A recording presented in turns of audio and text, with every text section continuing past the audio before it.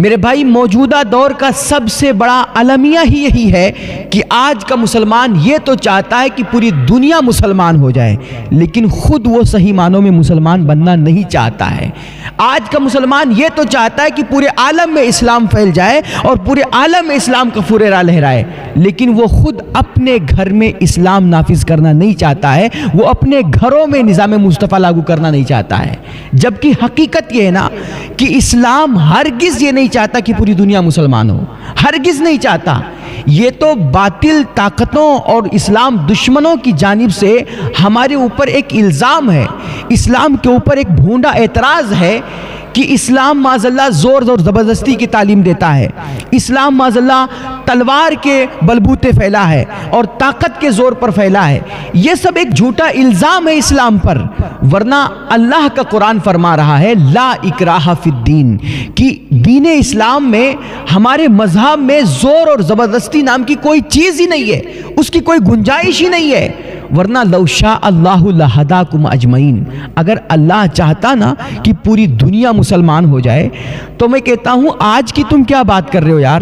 جس دن میرے نبی علیہ الصلوۃ والتسلیم نے فاران کی چوٹی پہ کھڑے ہو کر کے پہلی دفعہ لا الہ الا اللہ کی دعوت دی تھی، اور جس دن اللہ کے نبی علیہ الصلوۃ والتسلیم نے پورے مکے والوں کو ایک خدا کی عبادت کی طرف بلایا تھا، اگر اللہ چاہتا کہ پوری دنیا مسلمان ہو جائے تو اسی دن مکے کے سارے لوگوں کے دلوں میں اللہ رب العزت بڑے بڑے اس وقت کے جو بدماش تھے، جو بڑے بڑے غنڈے تھے، ابو جہل، ابو لہب، عتبہ، شیبہ، امیہ بن خلف اور بڑے بڑے بدماش لوگ کے جو قسم کے جو لوگ تھے، اللہ ان سب کے دلوں میں ایمان اور ہدایت کا نور ڈال دیتا اور ان کو پل بھر میں کلمہ پڑھا کر کے مسلمان کر دیتا۔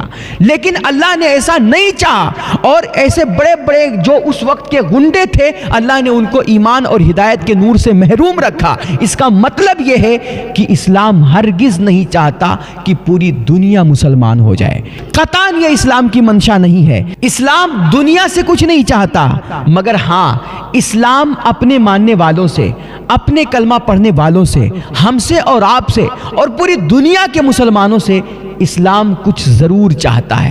اور اسلام ہم سے آپ سے کیا چاہتا ہے؟ اسلام ہم سے آپ سے یہ چاہتا ہے کہ مان لیجئے عبد الرحمن کسی مارکیٹ میں، کسی بازار میں کوئی دھندا کرتا ہے، کوئی دکانداری کرتا ہے، ایک مسلمان کسی مارکیٹ میں کوئی دکان چلاتا ہے، اور اس کے اگل بغل دوسرے کوئی دو غیر مسلم بھی دکانداری کرتے ہیں، وہ بھی اس کے پڑوس میں دھندا کرتے ہیں۔ تو اسلام عبد الرحمن سے، ایک مسلمان سے یہ چاہتا ہے کہ اس مارکیٹ میں، اس بازار میں عبد الرحمن اور وہ مسلمان ایسا اپنا کردار پیش کرے، ایسا خوبصورت اخلاق پیش کرے، اور لوگوں کے ساتھ اس کے معاملات اتنے کلیئر ہوں کہ جب اس کے جو اگل بغل کے جو دو غیر مسلم پڑوسی ہیں، جب وہ اپنے لوگوں کے بیچ میں جائیں، جب وہ اپنے خاندان رشتہ دار کے ساتھ بیٹھیں، جب اپنے گھر کے ساتھ بیٹھیں نا، تو وہ یہ بات کرنے پہ مجبور ہو جائیں کہ یار کچھ بھی ہو مگر عبد الرحمن جیسا ایماندار انسان ہم نے کہیں نہیں دیکھا۔ یہ اسلام ہم سے چاہتا ہے میرے بھائی، اسلام ہم سے اچھا کریکٹر چاہتا ہے، اسلام ہم سے خوبصورت اخلاق کا مطالبہ کرتا ہے، اسلام ہم سے اچھے ویوہار کا مطالبہ کرتا ہے۔ اسی لیے آپ دیکھیے، ایک دن میرے نبی علیہ الصلوۃ والتسلیم مسجد نبوی میں اپنے صحابہ کے جھرمٹ میں جلوہ افروز تھے۔ حضور پاک صحابہ سے گفتگو فرما رہے تھے، اچانک بات کرتے کرتے میرے حضور نے فرمایا کہ اللہ کی قسم میں اس بندے کو مومن نہیں مانتا۔ صحابہ حیران ہو گئے، یا رسول اللہ کون ہے وہ بدبخت جس کو اللہ کا نبی خود مومن نہیں مانتا؟ اللہ اکبر۔ صحابہ نے عرض کیا، یا رسول اللہ کون ہے وہ بدبخت جس کو آپ مومن نہیں مانتے؟ تو حضور نے دوبارہ فرمایا، اللہ کی قسم میں اس بندے کو مومن اور مسلمان نہیں مانتا۔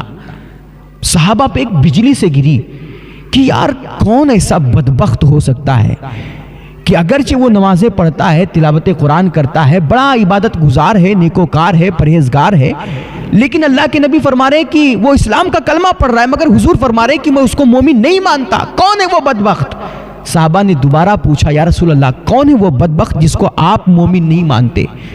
تو میرے حضور نے تیسری بار فرمایا، اللہ کی قسم سن لو میں اس بندے کو مومن اور مسلمان نہیں مانتا۔ اللہ اکبر۔ صحابہ پہ ایک لرزہ طاری ہو گیا، وہ تھر تھر کانپنے لگے اور وہ ایک دوسرے کو اشارہ کرنے لگے کہ بھائی پوچھو اللہ کے نبی کون سا ایسا بدبخت ہے جس کو آپ مومن اور مسلمان نہیں مانتے؟ تو سنو، صحابہ نے تیسری بار پوچھا یا رسول اللہ کون ہے وہ بدبخت جس کو آپ مومن اور مسلمان نہیں مانتے؟ آپ ذرا واضح فرمائیں۔ تو میرے حضور نے فرمایا وہ بندہ جس کی شرارتوں سے اس کا پڑوسی محفوظ نہ ہو، جس کی حرکتوں سے اس کا پڑوسی پریشان ہو، میں ایسے بندے کو مومن اور مسلمان نہیں مانتا۔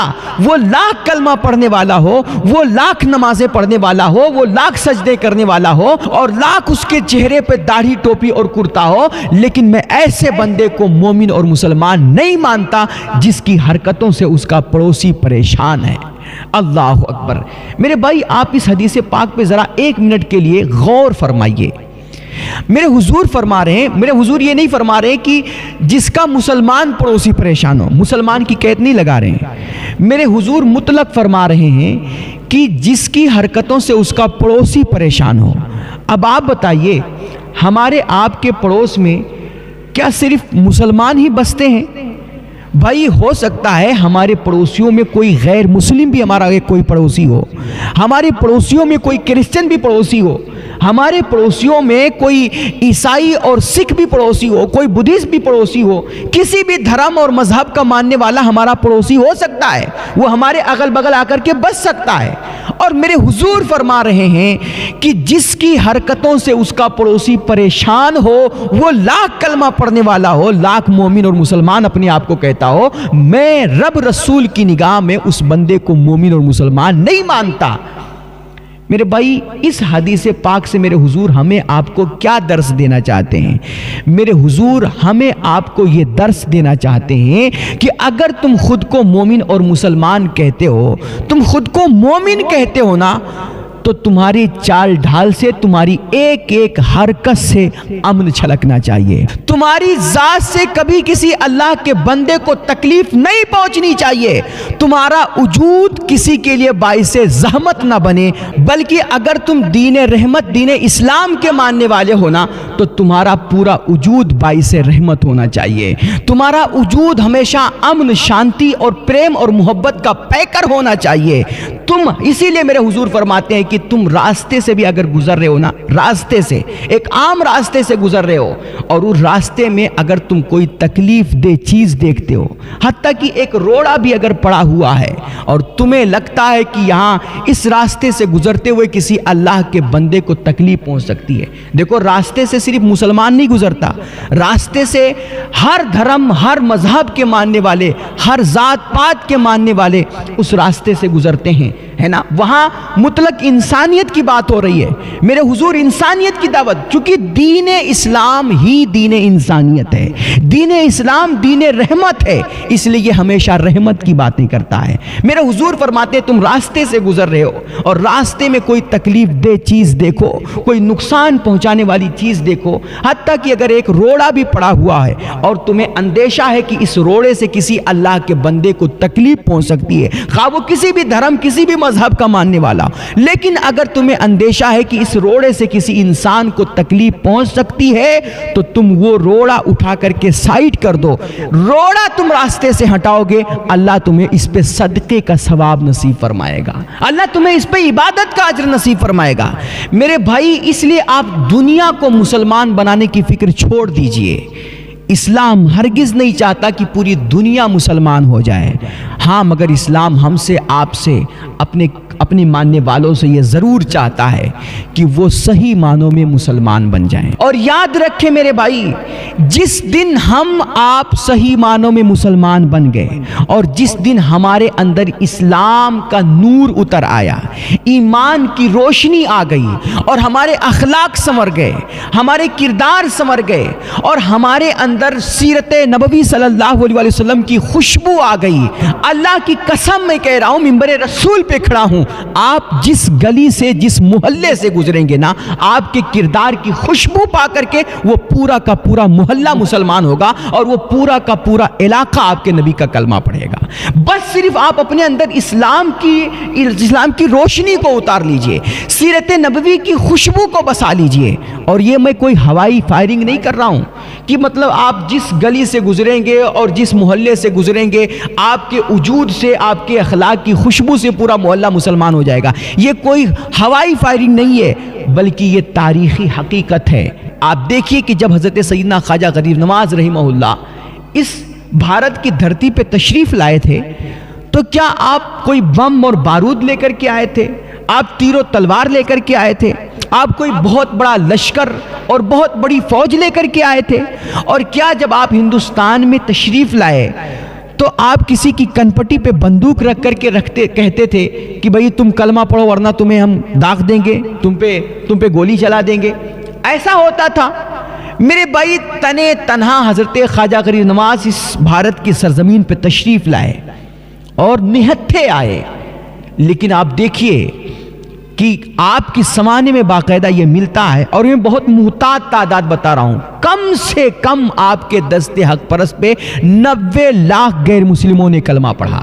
90 لاکھ غیر مسلموں جس محلے سے گزرتے تھے، جس علاقے سے گزرتے تھے نا، پورا کا پورا علاقہ آپ کے کردار، آپ کے اخلاق کی خوشبو سے مسلمان ہو جایا کرتا تھا۔ کردار کی خوشبو سے مسلمان ہوتا تھا پورا علاقہ، پورا محلہ۔ اور یہ بھی تاریخی حقیقت ہے کہ حضرت سیدنا خواجہ غریب نواز کے دست حق پرست پہ 90 لاکھ غیر مسلموں نے کلمہ پڑھا، لیکن کوئی متشدد سے متشدد بندہ بھی ہونا، تاریخ کا لکھنے والا یا تاریخ پڑھنے والا، وہ کہیں سے یہ ثابت نہیں کر سکتا کہ حضرت خواجہ غریب نواز نے اپنی طرف سے، اپنی زبان سے کبھی کسی غیر مسلم سے کہا ہو کہ میرے بھائی تو کلمہ پڑھ لے۔ نرمی سے بھی آپ نے کبھی کسی انسان سے یہ نہیں کہا اپنی طرف سے کہ تو کلمہ پڑھ لے۔ بغیر کسی کو کچھ کہے آپ لوگوں کے سامنے صرف اسلام کی صاف ستھری تعلیمات کو پیش کرتے، بلند و بالا اخلاق کو پیش کرتے، اپنے نبی کے کردار کو پیش کرتے، اور حضور رحمت عالم صلی اللہ علیہ وسلم کی بتائے ہوئی سنتوں، ان کے ارشادات کو لوگوں کے سامنے پیش کرتے۔ آپ اپنا اخلاق ان کے سامنے پیش کرتے، اور لوگ آپ کے اخلاق کی خوشبو پا کر کے آپ کے دست حق پر اس پہ کلمہ پڑھتے چلے جایا کرتے تھے۔ تو آپ اپنے اندر اسلام کی تعلیمات کو بسائیے، اسلام کے نور کو اتاریے۔ آپ مسلمان ہیں تو دل و جان سے مسلمان بنیے، اور دل و جان سے اسلام کی تعلیمات کو ایکسپٹ کیجئے۔ یاد رکھیں، میں کہتا ہوں اللہ نے اپنے دین کی تعلیمات میں اتنی کشش رکھی ہے، اور اپنے نبی کی لائی ہوئی شریعت میں وہ روشنی رکھی ہے، وہ چمک رکھی ہے، وہ مہک رکھی ہے کہ آپ جہاں بھی اسلامی تعلیمات کو پیش کریں گے نا، اللہ کی قسم رأیت الناس يدخلون فی دین اللہ افواجا، آپ دیکھیں گے کہ جب بھی آپ اسلام کی تعلیمات کو صاف ستھرے طور پر پیش کریں گے نا، ایسی کشش ہے ان تعلیمات میں کہ لوگ فوج در فوج اللہ کے اس دین میں داخل ہوتے ہوئے نظر آئیں گے۔ آپ کو دنیا کو مسلمان بنانے کی فکر نہیں کرنی ہے، بس صرف آپ صحیح معنوں میں خود کو مسلمان بنا لیجئے۔ پوری دنیا میں اسلام کا پرچم لہرانے کی فکر چھوڑیے، آپ صرف اپنے گھروں میں نظام مصطفیٰ لاگو کر دیجئے، آپ اپنے گھروں میں اللہ کے نظام کو نافذ کیجئے۔ یقین مانیے میرے بھائی، جس دن آپ کے اندر اسلام اتر گیا، آپ کے روح میں، آپ کے دل میں، آپ کے دماغ میں، آپ کے پورے وجود میں اسلام اگر سرایت کر گیا نا، آپ جس گلی محلے سے گزریں گے دنیا آپ کو سلام کرے گی، اور دنیا آپ کو عزت کی نگاہ سے دیکھے گی، دنیا آپ کے سامنے جھکے گی۔ جی ہاں، اسلام کی تعلیمات میں ایسا اثر اللہ رب العزت نے رکھا ہے، اور دین اسلام میں ایسی خوبصورتی، ایسی چمک اور ایسی کشش اللہ نے رکھی ہے، دنیا آپ کے سامنے جھکے گی میرے بھائی۔ اس لیے، اور دیکھیں قرآن بھی ہم سے آپ سے خطاب کر رہا ہے یار، یا ایھا الذین آمنوا ادخلوا فی السلم کافہ۔ یہ غیروں سے خطاب نہیں ہے، دنیا سے خطاب نہیں ہے، ہم سے آپ سے خطاب ہے۔ اسلام ہم سے آپ سے چاہتا ہے، دنیا مسلمان ہو یا نہ ہو، لیکن اگر تم ایمان والے ہو، خود کو مسلمان کہتے ہو، تو تم سچے مسلمان بن جاؤ، تم پکے مسلمان بن جاؤ۔ یا ایھا الذین آمنوا آمنو، اگر تم خود کو ایمان والا کہتے ہو تو مکمل ایمان والا بنو۔ یہ آدھا تیتر آدھا بٹیر والا حساب اچھا نہیں ہوتا ہے، ورنہ دھوبی کا کتا نہ گھر کا ہوتا ہے نہ گھاٹ کا ہوتا ہے۔